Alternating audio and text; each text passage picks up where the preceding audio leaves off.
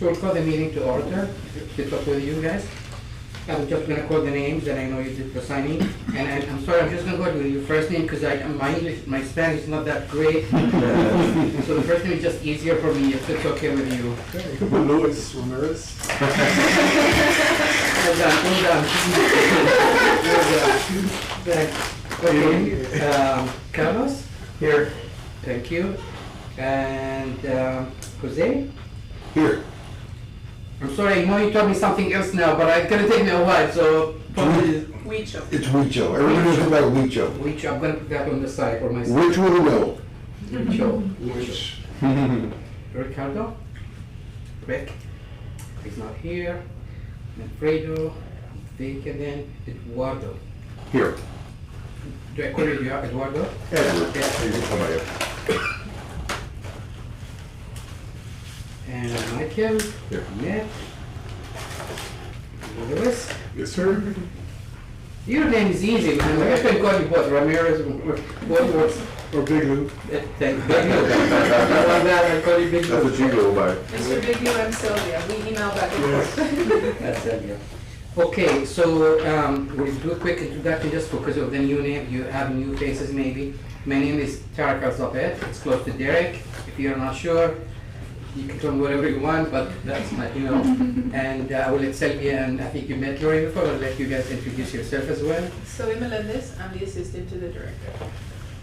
And I email several people back and forth for the press releases, so it's What is your first name? Sylvia Okay. Melendez. I'm Lauren Munoz, and I help with the finances here for utilities. Perfect. All right. And I guess, gentlemen, you know each other, or maybe, sorry, you want to introduce yourself, Lori? For the, yes, please. So I'm Michael Yoder. I was appointed in June, but this is the first meeting. That's the first one, I was actually. appointed. What district? And you're in District? Well, I live in District 6, but the opening was in District 7. District 7. Right. Vanessa. Vanessa, Yes. Oh, Vanessa, yeah, yeah. Councilor Vanessa there. And, okay, so, this is, I think, that's actually the first meeting since June or May, or actually April, just from the minutes. Mhm. Gentlemen, I do apologize for not having meetings in June and July, and probably August. It was crazy. Buzz was here until mid-July. Buzz was the previous director. I think you've met him already. And I know he did a good job, but also he was moving, and I came like a deer in a headlight, and he didn't even know where the office is. So I think that now I'm back to sanity, so hopefully we'll get those meetings on schedule and on track. And I will go now with the agenda for today. And I would like to ask if you have any comments on the minutes of meeting, previous minutes of meeting. And Motion to approve? motion to approve. Second. All right, carried, approved, The agenda. perfect. Public comments, we'll just open that for any public comments. That's good news for today. Any thoughts, comments, issues?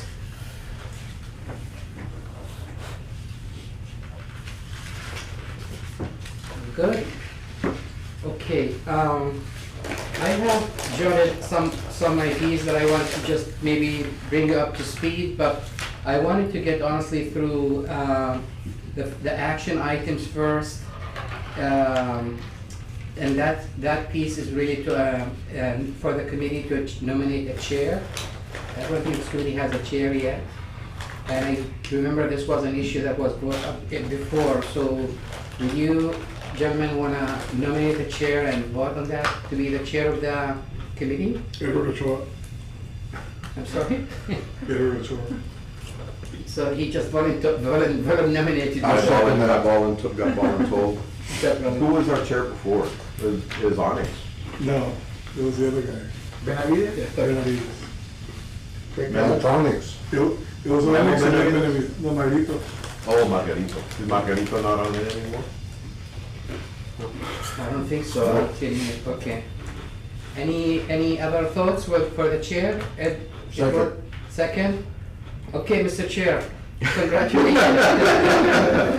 Thanks, Big Lou. We'll do a groundbreaking for it. No, thank you. Perfect. Do we, So who was our chair, Mr. Ochoa? I guess I'll be the chair now. I guess that's what they did. Edwin Ochoa. Edward, Eduardo Yes, Ochoa, sir. right? Do we, you were the vice chair? Oh, the vice chair. Okay. You know which was.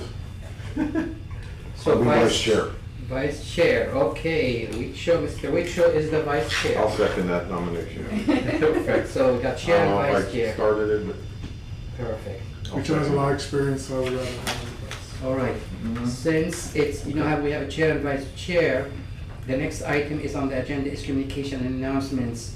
I want to go back, Mr. Chair, now to the public comments and maybe open the floor for you guys. I know you have, I'm the new guy here, so if you have any comments, I have jotted some ideas and something that I want to talk about, maybe my first 3-month reflections on the department and things that I want to share with you, just to understand where things are. But I want to pause now and see if the chair has any thoughts or anything there before I, go forward. Yeah, I mean, well, I guess, taking the reins now, I'm chair. I would just like to open it up to any of the members. We don't have anybody from the public here, but I guess any of the members, if they have anything that they would like to discuss as a topic, would you like to take topics now? Exactly, that's what, actually, Okay. the next item is to take topics for next meeting, so we Next meeting. we prepare for that. Okay, so does anybody have any topics that they would like to discuss or provide to utility staff for maybe providing some information for next meeting? I've asked my, okay. Go ahead, Mr. I've Blanco. asked my council member, she hasn't said anything. That's what I'm doing now, I'm just asking them because I have my opinions, but I'm here representing a council member. Yes. So I've asked her, like I've asked Gilbert, if there's anything you want to talk about, they'll respond to me, so at the moment I have no topics. Okay. Mr. Blanco? I saw a fire hydrant being purged this, I don't know, it was this weekend or, but anyway, in regard to this purging, I think I saw it on, I believe it was either Guatamosin or Aldama and Malinche in Salvador. Hmm. And was that due to the purging of the chlorine stuff? Correct. Okay, all right. Yeah, yeah. That's the only question I have, so. I yield. Okay. Mr. Yoder, do you have anything you'd like to discuss as a topic? I have like 1,000 things. If you're new to it, I would limit it to a comment that maybe y'all could react to, and then, well, basically 2 questions. Sure. First of all, what kinds of initiatives are there to conserve water? Where I live in San Isidro, I see so many people that are watering the street as well as their yard. Yes. And we have like a drainage ditch thingy that has like a little linear park along that. And it doesn't matter how hot and dry things are, there's water in that all the time. And it's coming from the yards and just leaking down in there. Is there any kind of initiative on the part of the city to do something like what El Paso does to incentivize conservation of water? So again, 3 I months. know this is like a big No, question. and you, we hear this before, and so I'm gonna answer within my 3 months of knowledge on that one. So, the city has like a tier 1, tier 2, or tier 3 when the drought happens. So we haven't been to tier 4 or level 4 where basically you're restricted from irrigation. So we're at level 2 now, which is like, when we were in summer, now I think it's going down because the winter is coming. Right. So that's one way to control irrigation and all of that. The other one is our billing system.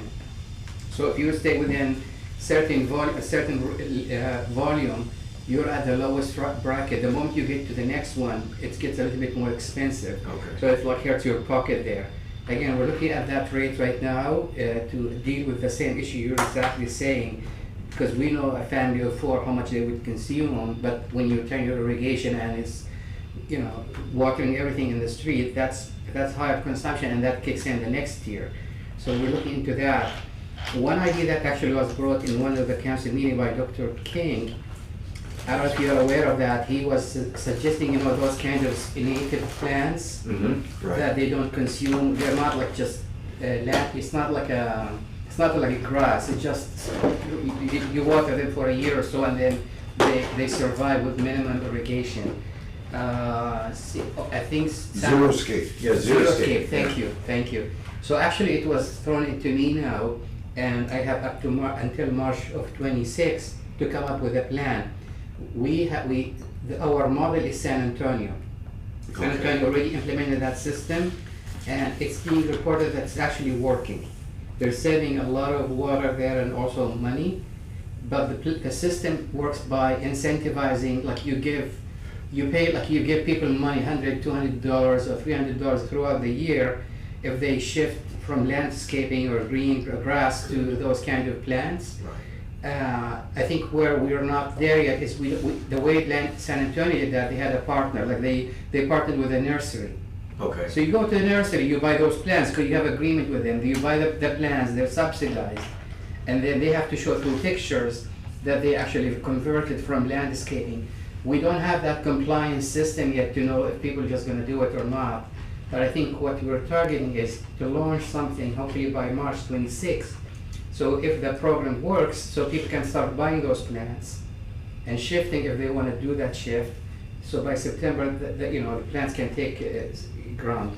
So in Texas, you could do zeroscaping, it's under the state law, but the problem is here, we have those 2 trees that you have to plant in Yeah, the front. It's like, I did zeroscaping, I only have 1 tree. okay, My whole front is zeroscaping because we're at that job. okay. It's kind of hard to get it approved since it's not yet with the city, but the HOAs, they still push the 2 trees. I You know, know. I'm here saving water. I told Dr. King, said, listen, it's not like we're trying, but there's the home associations, they're gonna have their own rules and the value of the house and, the greenery and all of that. But the Texas rules, I found out because I looked into it, they oversee the HOA. So if you're not zeroscaping, they overrule what the HOA wants, but they still give you issues. So, you know what, again, we're trying, I'll tell you why we're not there yet, but I think maybe in January, February, we can get your collective thinking about how we move forward with that. It's probably one way to do that. So what I'm trying to say is the costing is away, higher here, you pay more money. We also have some rules, and I don't know it's with Sheila there about, we have actually a way to ticket people there if they do, if they flow water to the streets, but I just don't know what is that regulation called. Citation, but I don't know what the provision is. It's because in some residents, it depends on even or odd numbers, there are certain days that they put water. Well, that's the And if restriction, they- that's yeah. the next third level 3 restriction. The problem that I see is that we don't enforce it. And that is a biggie. I think it starts with the builder. So you tell the builder, look, you're gonna start building homes, start with zeroscaping.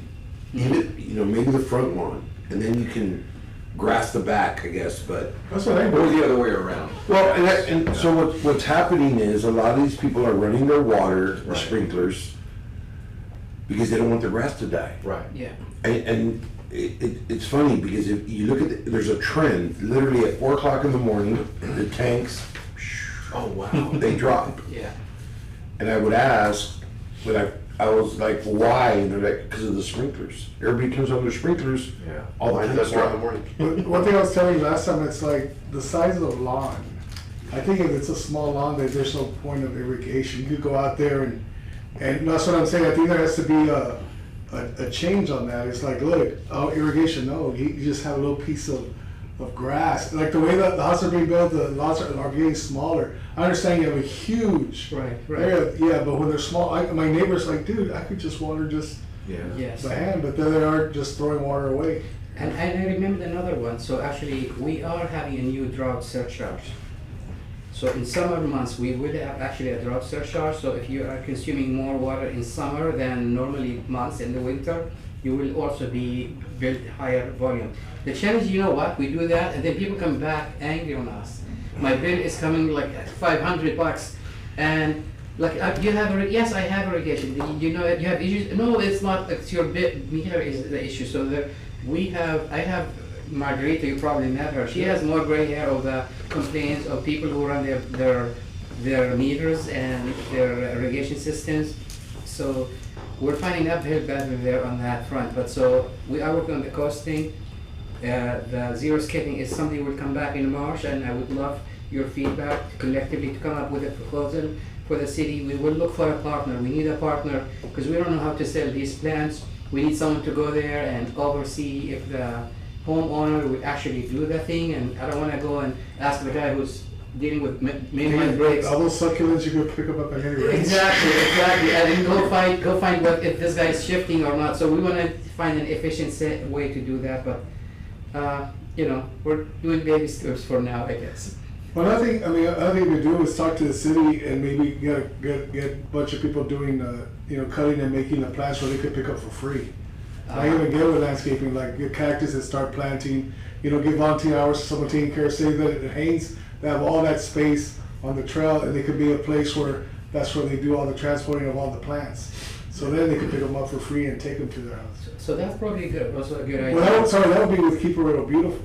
And again, we need a partner. Yeah, that's what I'm saying. But I'm saying they have nonprofits.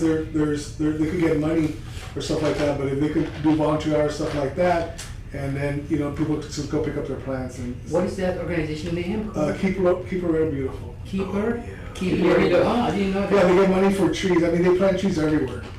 I didn't know that. Yeah, Actually. so they have funding to get certain things. And They're part of the environmental. And then the weird part is, so there's If I'm not xeriscaping, mistaken. and then there's xeriscaping. So there are two different types of same thing, but I think one has irrigation, one doesn't. But so we have to be careful which one we're pushing Okay. for. So there's zero and then xeriscaping. Zero. Okay. So let's think about this. Let's do for until December, January. We really just need more time to. Like there is so many fires going on. I want to talk to you a little bit about what my initial reflections. But I think that's a great idea. Maybe we come back to that in January as an action item. Mr. Chair, if that's okay with you. Yes, sir. And then we'll discuss further ideas and start moving accordingly with that. Okay. Did you have another one, Mr. Gilbert? I did. Okay. What is the status of the secondary water source? It's on my briefing for today. Okay. I'll speak to that momentarily. Yes. I had the same one too. So. Okay, and then a third one, if it's all right. My wife, she called, because I told her I was going to the meeting, she calls me she's driving to work, and she says, there's a terrible smell on Loop 20. It smells like sewage near the airport. And she says it's been like that for a while. She wondered if this department would have anything to do Yes, with that. it's within our jurisdiction. I'll check that. Do you have an exact street name? She said, let me think now. She said it was south. She's heading southbound on Loop 20, so it would be south of the entrance to the airport, but north of Saunders. So somewhere, I know that's kind of a So big right by the stretch. Casablanca golf There's a course. lift, She said it was by the there's a lift golf station. They have ponds there and all that, Yeah, and then they have the lake right there too. okay. There's a lift station there, right? Yeah, and there's a lift there. station and the tank that's. And then the ponds to the golf course too, I think. Yep. Isn't it? Yeah, but it's the lift station. We just I gotta don't use have a this. problem with that. Actually, they were supposed to be rehabbed last Me Saturday. and Santino together.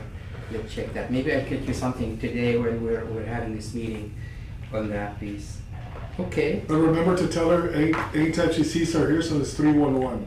Okay, You yeah, don't you don't have to wait for a meeting. Yes. Right. You hear, you smell. When I see a broken line at 3 in the morning, 311. You see something. I did that the other day. I was That's heading all you gotta do. westbound on Delmar, and this was on a Saturday, I want to say, and there was water just gushing out at the Jack in the Box by. This by Saturday. this was a while back. This was Okay. a couple Shiloh? months ago.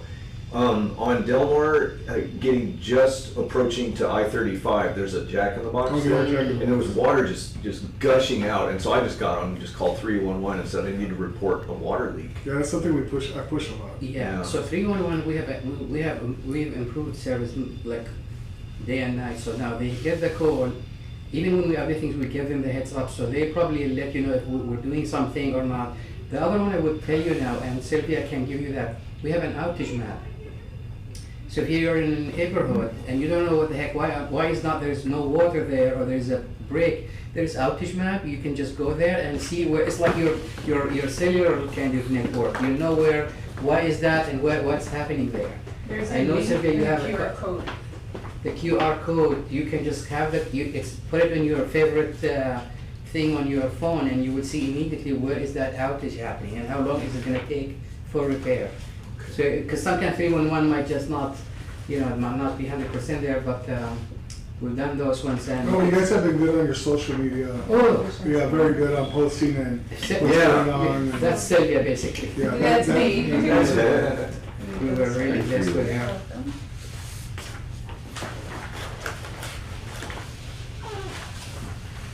In English and Spanish. Just in case. You don't have any Canadian? Good idea. Listen, we're ready till we become 51 state. We'll just be like- You don't have any? No, man. Yes, that's yours. Some extra copy. Thank you. All right. On that, anything else?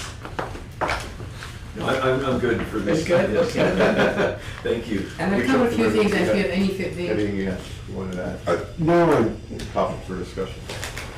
I know you guys have started moving on a lot of projects, which I think is a great deal. Thank you. So, they were stalled for a long time.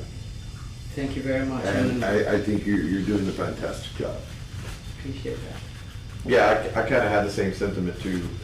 I noticed there were several projects that were planned to be put out, and I think I've seen them fixed also. Yes. Yes. Looking forward to getting some of that done. I'm sure, you know, a lot of the citizens are wanting to see some of that too, right? And then, of course, I had the secondary water source. Yes. Kind of an update that I know was at council recently. Yes. Last meeting. I think. Yes, and I would more than happy to speak to all of that.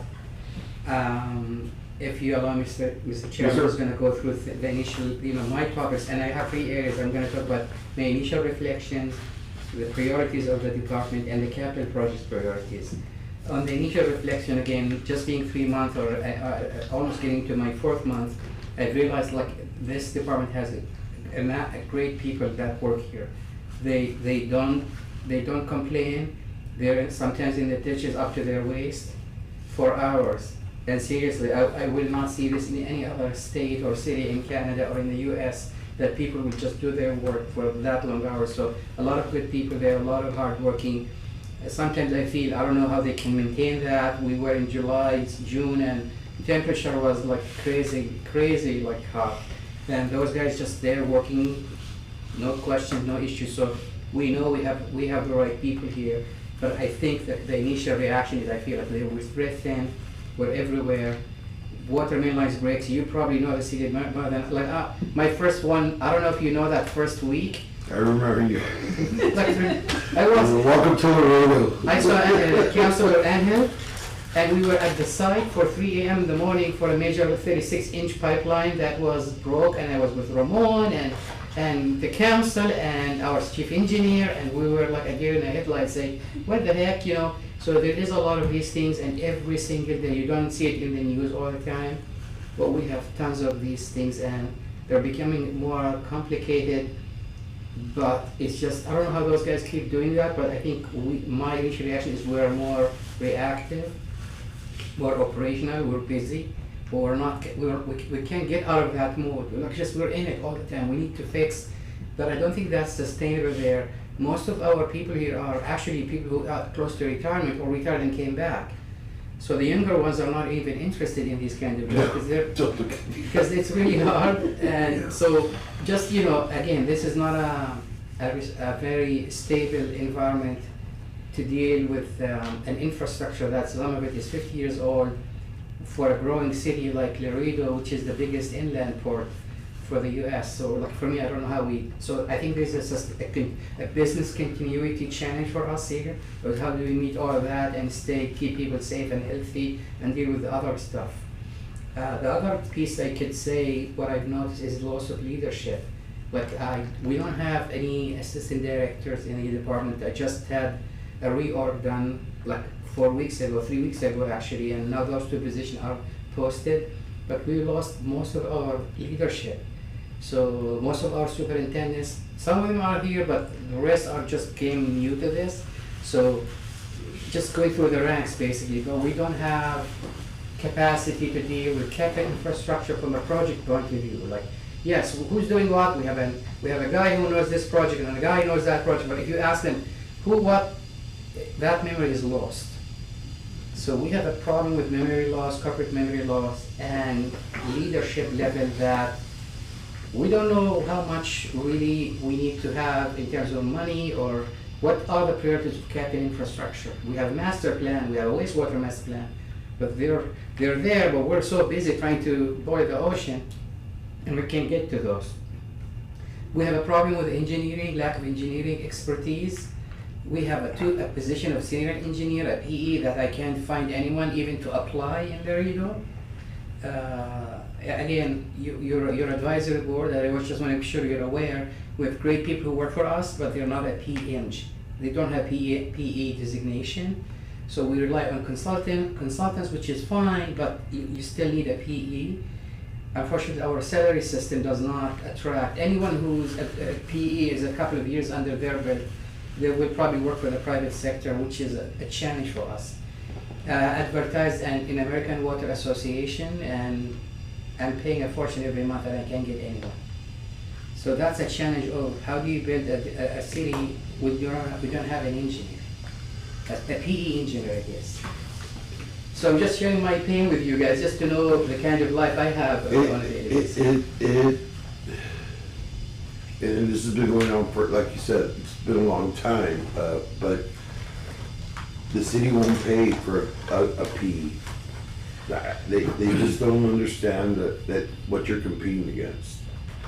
And so you're left with all these kids coming out of school, maybe they might be in the EIT, maybe they're not, you know, and they're greening.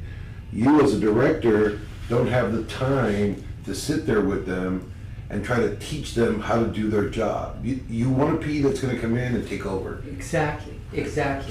But that's why I'm weaponizing you guys basically. Just help me when you go back to your counselors again.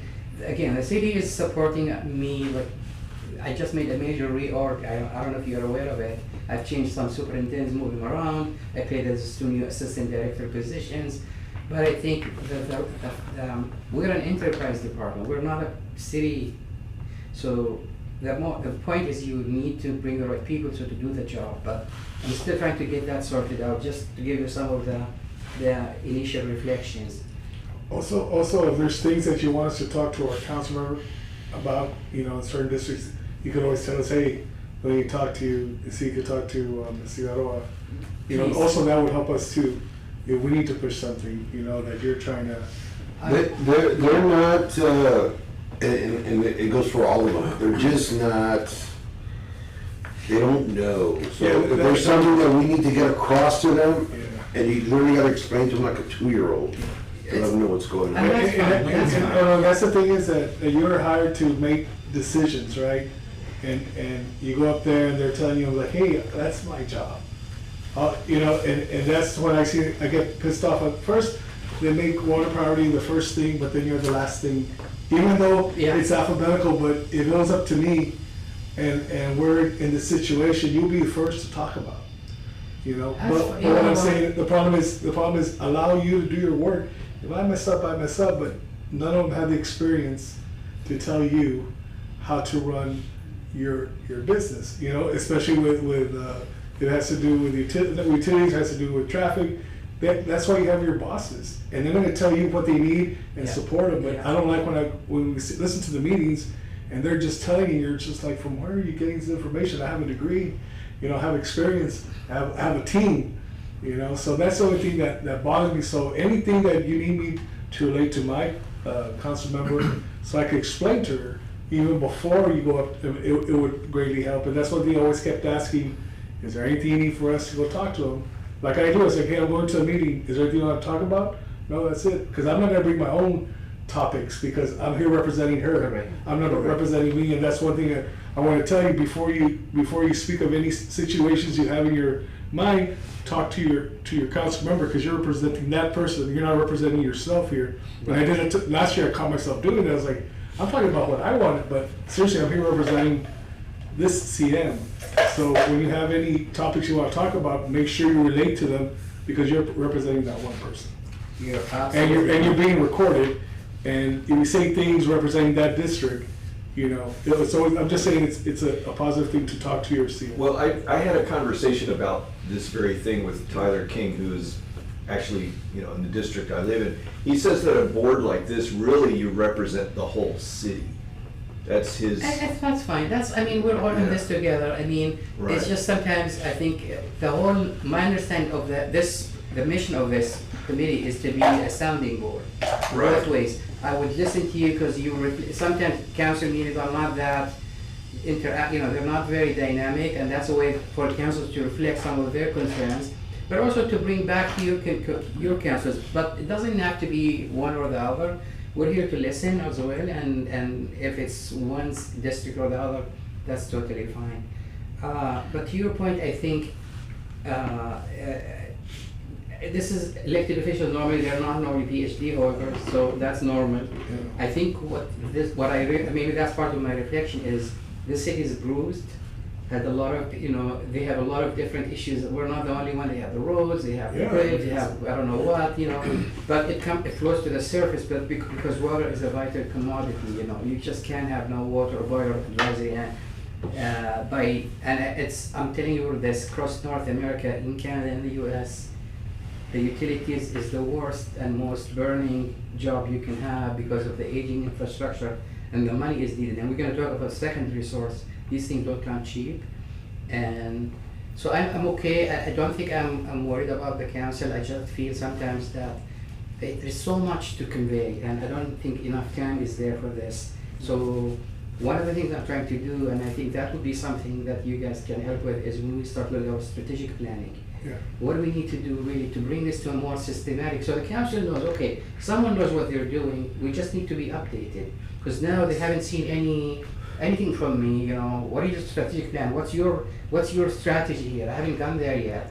But that's a very legitimate question that I think hopefully I will be able to start soon saying I have some ideas. Yeah, and that's what's going on. One time I asked you, is like, what's the areas of damage which is being worked on, what's coming up next. So Perfect. that kind of communication, we could say, hey Lou, just let her know this is going on. Meet with her before you come here, maybe she has any questions. That's exactly my next step is, where are those areas, what are the priorities? But in order for me to know that, I'm talking to the GIS guys, and I'm looking at the last 5 years. Every road, where are those repairs, sizes, types, pipe bursting, everything. So I'm trying to get all that to make sense of all of this. And I'm not sure how to get to the council in a way to say, I got you guys, but trying to stabilize the department as well while we're dealing with everything going on. But again, I think I still have a vote of confidence from them, and I appreciate that you guys are here today, and I will, both ways, we will help to improve the communication. Mr. Blanco had a comment. I'm sorry. Dr. T. Thank you, Mr. Chair. I happen to be on the board of Texas Rio Grande Legal Aid. I've been on the board for over 20 years, and we are a nonprofit. We serve 68 counties in the state of Texas, from El Paso to Brownsville. And one of the objectives of the executive director is now the executive director is Robert Doggett. He lives and works out of Austin. But before we had a regular named David Hall. And David Hall passed away October 11th, 2023. His objective as an executive director, working with the nonprofit, which doesn't pay a lot to attorneys, was he had a fellowship program. And he would offer attorneys that wanted to work in family law and probate law and stuff like that, those types of law areas. That he had this program where he had a fellowship working with attorneys to bring them from the entire nation to come and work for Texas Rio Grande Legal Aid. And he understood that the wages were low, and the demand or the responsibility of being an attorney for a nonprofit which offers free legal services to the community is extremely demanding.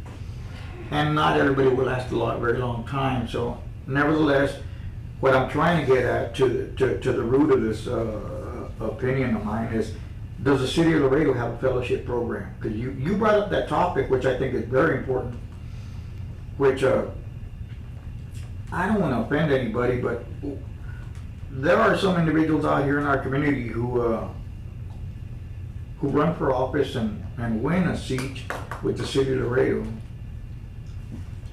this is my personal opinion, it's not my appointee's opinion, for all the wrong reasons. And we have individuals that were elected who exactly they are not there to represent the people of Laredo. Now, to almost finish up on my statement here is I'm going through a fellowship meeting in public service, and I'll share this with you guys right now. It's a short statement. It says, in public service, a fellowship is a structured program for recent graduates or experienced professionals to gain hands-on experience, develop leadership skills, and contribute to the government or nonprofit work through training, mentorship, and paid or unpaid assignments in specific agencies or areas. I feel that could be more beneficial to our community to have younger, educated people with fresh ideas to come and serve the public, because as myself, up there in years, and probably running low on batteries to be a representative for either TRLA or the city of Laredo, I feel that as being a leader for our community, a leader has to prepare the next leader. So when we're not there, they will be prepared to lead. And it's one of those things that I wanted to share with you since you brought it up. And I would like to share with the mayor too, and tell him that perhaps we could have a fellowship program in where we can offer scholarships, or if a student is still in high school, we could offer them college hour credits so they can pursue a career in public service. Because I feel that nothing could be more beneficial for the community to have an educated individual who really wants to serve the public. Which I understand that we can't keep everybody happy at the same time, but at least let's strive to represent the taxpayer. At the end, that's what I'm getting at. And thank you for the floor. Yes, sir. Could I follow up with it? Please. Would that also include something like an internship program? Because it's my understanding that, like, what might apply to this department is that TAMIU, I don't know the nature of it, but TAMIU apparently has an engineering program. And I'm wondering if we could somehow, talk to the people at TAMIU and see if there's a way to do internships. So Michael, you took this out of my mouth. The first thing I came here, I said, do we have internship? Do we have people who come from school that they want to spend a year or two, put experience and know how to serve? Because most of those guys come in as students or intern, and then they become staff, and then they actually retire. I don't think we have that in City of Laredo, that system of bringing students or interns. We used to have an internship Okay. at the water plant. So we would bring the students out of TAMU and LC. Okay. They would come in, spend the summer there, learn how to sample, learn how to, do the internal stuff at the water plant, and then, but then it got cut off. So. See, and I guess internship, that is beneficial in where you're offering an incentive to somebody that has actually had the desire to be part of the future of the community. Right. A young individual has ideas and they have goals that they want to meet. And if the city of Laredo is offering them something like that, that boosts their attitude, and where they say, what, this is something I would like to pursue. Because it's per se our military. They go to the high schools and they have recruiters taking young people to the military. Now, City of Laredo can offer that. It's something that can be. And nobody goes to school thinking, oh, I want to be a water plant operator one day. Nobody. They would, and they just, I would tell them. I love this community. This is the way I would start my interview. Have you had enough shit jobs? Are you ready for a career? You've landed in the right place. And you're gonna do something, and so I would sell it, that's the way I would sell it. And they're still there, all of them. Being up front like what Mr. David Hall used to do at GRLA. You know, you're cutting through the BS, you know what? This is what it is. Yeah, Are you interested? Are you? yeah, thank you. So, Dr. Mr. Chairman, Giovanni. just quickly, because Uh-oh. of sake of time, I know you're Yeah. busy people there, so I'll just go to the capital project priorities now, and I start with the secondary water source. So there is, I've already briefed the council last week, if you've been on the call and you saw what happened. So we have right now a couple of different options. Number one, legacy project, I don't know if you heard about that one. They are trying to assess drilling around 42 wells and trying to get as much around 10 million gallons a day. The numbers are, we don't know yet the numbers, final numbers are, they're still doing that kind of assessment. What we've been engaged with them in a couple of meetings with different funding agencies, NatBank, Corps of Engineers and all of that. So I think they're still in that phase where they're trying to secure funds. But, and they're offering two options. One of them is blending, basically pump that brackish water from 3,000 feet deep, push it to El Pico and mix it there. That's one option. The other option is really desalination at the site. And again, we are still not there. We haven't seen much of technical studies done. We have very early data, but not much really to make, say we got it there. We had a guy show up one time, remember? He was saying about all those well points. He was from Yeah, but that was Gene. about a year and a half ago. It's been a while. Yeah, I'm saying That's, he, Gene is but- works for Gene the. Lundgren. Gene but nothing with, but nothing with legacy. It's just Like like, Killam, all the old Killam wells where they would dig. yes. There's a bunch of places here around Laredo that are the same thing, but they had, I forgot it was a lady or a man that had all that reports. And they knows everything. Yeah, I don't recall. We had someone come in. Gene is involved now with that project, Okay. and. And the only problem I saw with Legacy, because I was I saw the city council meetings, like they really don't have anything. They just have, it's just all in the air. There's no plans, there's no There's numbers, still- there's nothing. They're still, but they're very aggressive on funding. Like, I know that they are working very hard. I think that David he's a lawyer. He's very, smart, aggressive guy. So I think they're trying to work something out. So that's one area that we're looking at. The other area is I think we have this memorandum of understanding with Eagle Pass and Verde County. So 120 miles north of Laredo, there is a fresh aquifer. And I can't remember the name of the aquifer, but it's a fresh one. And it's a good quality, but it's far enough. It's 110 miles It's the away. Wilcox. I think, yes, thank you. Wilcox. Thank you so much, yes. Very fresh, 200, which is better than even Laredo water there. But that memorandum of understanding, we haven't yet moved to the kind of where we go from there. Just to give you a flavor of the numbers we're talking about, the legacy project, based on their initial numbers, we're looking at $160 million for a pipeline, whether they treat at source or they mix. That $160 million is part of their funding exercise to seek it from different agencies. So City of Laredo will not foot the bill for that, which is a huge leverage. So we're not putting $160 million from the city. They're gonna find it from grants, and they're working with congressmen and all of that. So that's why it's a good idea to keep going and exploring where they're gonna end up with that. The one with the county, the project itself, if we had a pipeline that goes across the whole cities and municipalities, you're looking between half a billion to $1 billion to get that fresh water to the city of Laredo, which is again, it's gonna have to alliance of municipalities and all of that. What I suggested in the last council meeting, just for your information, City of Laredo now treats around 23 million gallons a day, 23 million gallons. These are being discharged back to the river, goes south to the other municipalities or used by Mexico or whatever. Lake Casablanca now is in our backyard.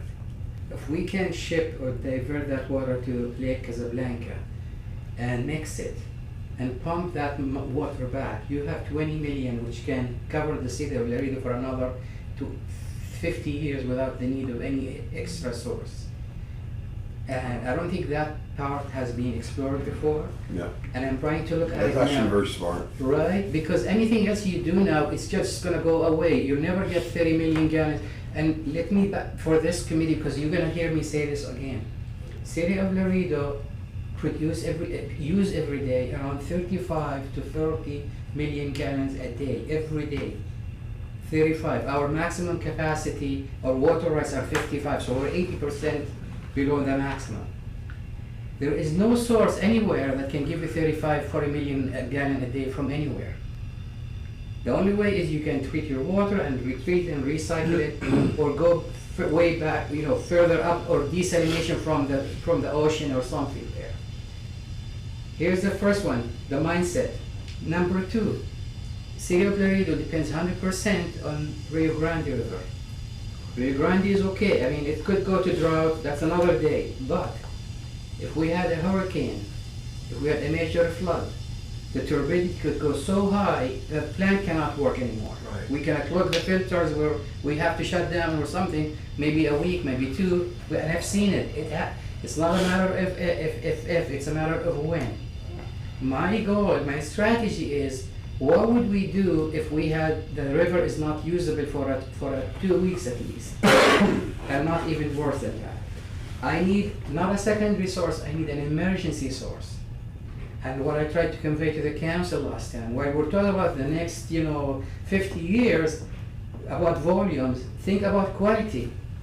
Most of the cities that I've been in got shut down not because of volume, because Pristine Lake got a fire where all the debris or the carbon or the crap got followed by a flood, everything got dumped into the lake and the lake is not usable.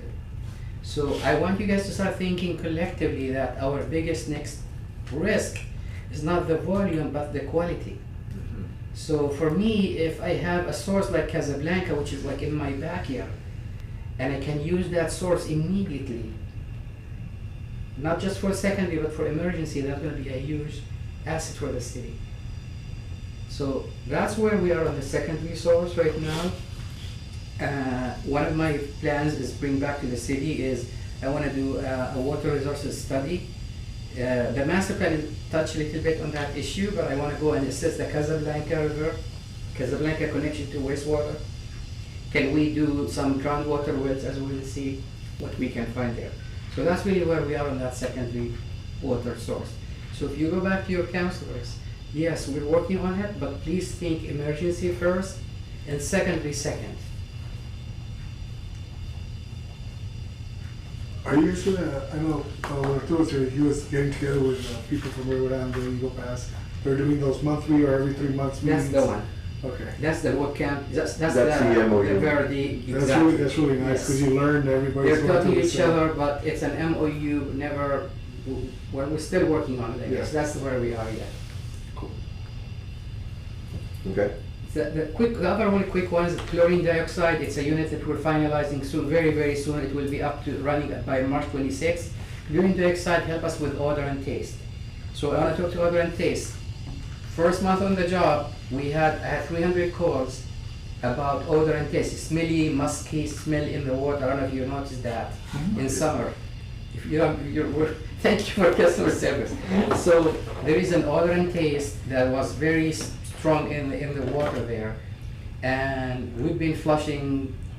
Probably the first time you said about flushing was that period of time. Anyway, we did tests and analysis, and we found that it's not the taste that you see in the water and the odor. It's called MIB. It's a fingerprint of blue-green algae in the river. So the river in the summer, when it's really very, very hot and very, very slow and shallow, blue-green algae bloom.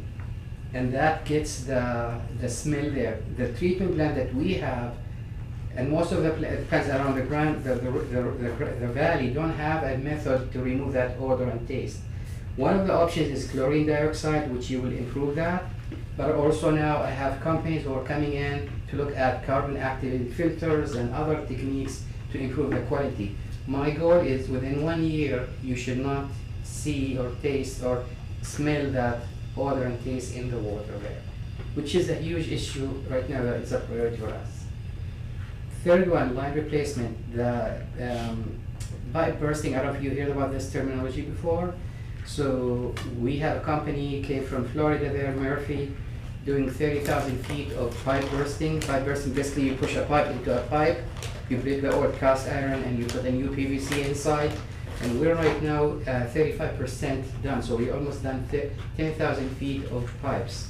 If this project works well, we're gonna do another 30,000 feet next year as well.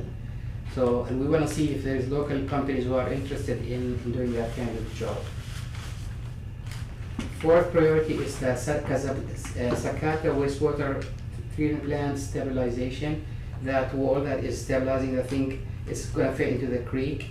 We just finished an engineering study and we're almost very, very close, like within a week time, to award the contract to stabilize that piece. It's gonna be, It's crazy out there, dude.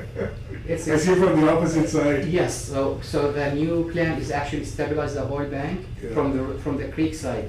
So we minimize any environmental disaster, also stabilize the creek. And I'll get you more information when we meet next time where that project is, because it's been forever there, so I wanna get this behind me there. Last two pieces is the central lab. So right now, a lot of our samples either get sampled at the health department or gets pushed or shipped somewhere else. So in our 26 plan, we will try to use the water museum to turn it into a super lab for water, wastewater, not just E. coli or everything else there, MIBs, heavy metals, turbidity. So we have something in-house, so we don't have to be stuck with a lab in Dallas or somewhere else. Actually in Idaho, we used to send our stuff. So that's going to be a major big flagship for the city of Laredo. A couple of other projects, but I know the time is there, so I want to pause now and back to you, Chair. Okay. Thank you for the updates, Dr. T. And I guess moving on, does anybody have anything else before we adjourn the meeting? Any other comments? I still don't understand the thing with the water smelling or tasting bad, because I heard it on the news. I said, oh, okay, put some water in it, tastes the same to me. One time, my wife had this, she gave me a bottle of, bottled water. Yes. I've never drink. And I had it because it was just there and whatever. And I was still thirsty, so I put tap water in the bottle. The tap water tasted better than the bottled water. I'm not lying. It was a phase, it's just, we're working on it. Yeah, every section of the rail is different. 359 Oh, is it? 359 zone has. That's all to do with the pipes, the Okay, so this is where infrastructure. I live, the water is good. No, but I'm saying 359 always well, had issues. Like the San Isidro area is the newer part of town, so Yeah. that has PVC pipes versus cast iron pipes in the Yes. older parts of town. There are. Yes. Yeah. It is a little different, but yeah. It's better than bottled water. I'm serious. Well, water was not good. It's got plastic in it, microplastics. It's no good with the sun hitting that. Doesn't have any chlorine on Right. it in it, so. I think our water has a lot of fiber. I've been drinking water on the rail water since day one. Most of my plants hate it. I'll tell you that much. In the south, yeah, hard water.